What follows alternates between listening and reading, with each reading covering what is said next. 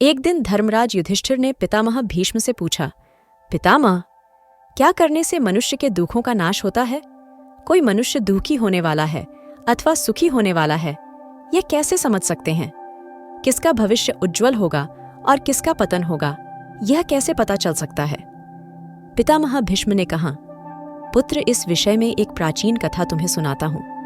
एक बार इंद्रदेव और वरुणदेव सूर्य की पहली किरण निकलने से पहले ही एक नदी के तट पर पहुंचे और उन्होंने देखा कि देवर्षि नारद भी वहां आए हैं।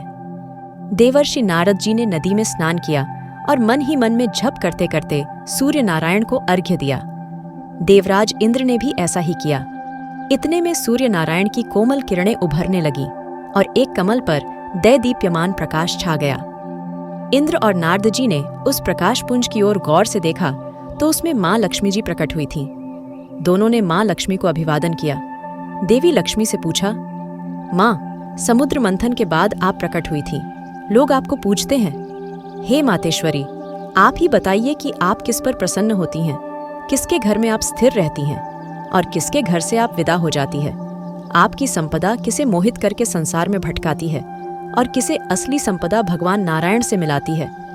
देवी लक्ष्मी जी ने कहा, देवर्षि नारद और देवेंद्र, आप दोनों ने लोगों की भलाई के लिए, मानव समाज के हित के लिए प्रश्न किया है, इसलिए सुनो। पहले मैं उनके पास रहती थी जो पुरुषार्थी थे, सत्य बोलते थे, वचन के पक्के थे, अर्थात बोलकर मुकरते नहीं थे, कर्तव्य पालन में दृढ़ थे, अतिथि का सत्कार करते थे, निर्दोषों को सताते नहीं थे, सज्जनों का आदर करते थे और दुष्टों से लोहा लेते थे। जब से उनके सद्गुण दुर्गुणों में बदलने लगे, तब से मैं आपके पास देवलोक में आने लगी।